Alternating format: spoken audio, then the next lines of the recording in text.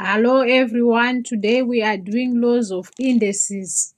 Laws of indices. We have a to the power of m divided by n. We can write it as follows.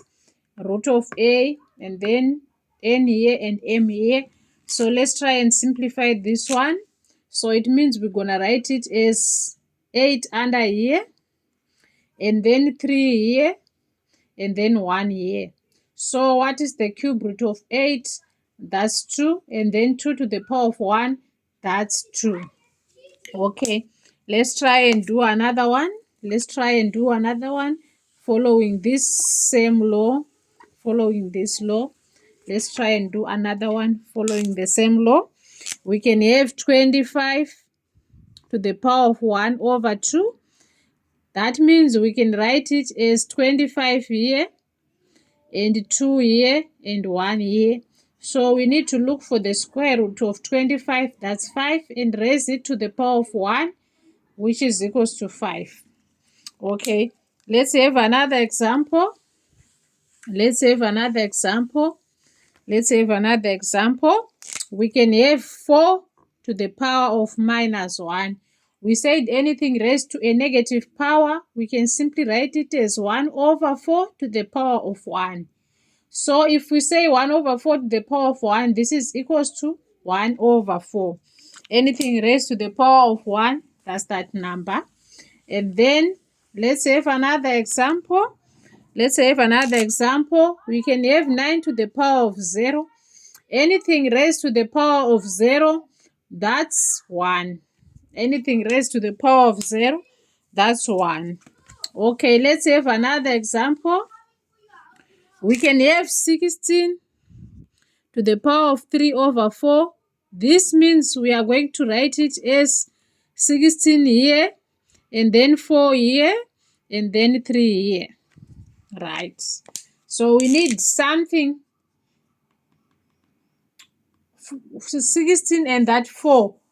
That means we have a 2 here, and then 2 to the power of 3. This is equals to 8. This is equals to 8. You see, with 2, it's like 2 times 2 times 2 times 2.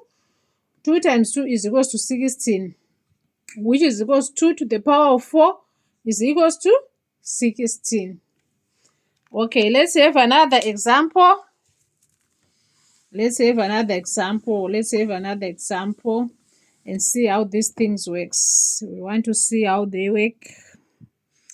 Okay, I can have a 1 over 36 to the power of 1 half. This means I can have 1 to the power of 1 half divided by 36 to the power of 1 half, right? So in other words, I'm going to say 1 over root of 36.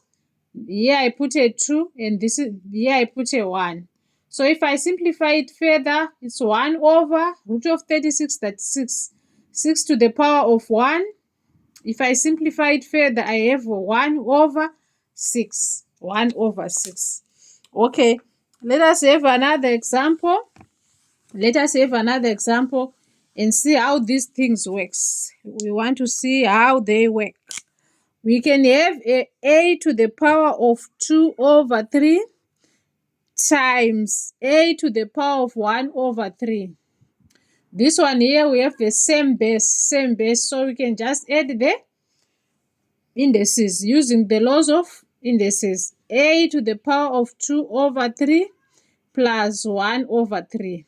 If we simplify it further, 2 over 3 plus 1 over 3, that's 1. So it will be a to the power of 1, which is equals to a. Which is equals to a. Okay, let us have another example. Let us have another example. We can have 16 to the power of 3 over 4. This means I'm going to have a 16 here and a 4 here and a 3 here. If I simplify it further, see this one and this one, I'll get a 2, and then 2 to the power of 3. This one is equals to 8. This one is equals to 8. Let us try and have another one. Let us try and have another one. Let us try and have another one. We can have 5 to the power of m times 5 to the power of minus m. We have a same base here. It means we're going to add the indices. So we are going to say m minus m. M minus m, that's 0. So it will be 5 to the power of 0. And anything raised to the power of 0, 5 to the power of 0, that will be 1. Anything raised to the power of 0, that will be 1.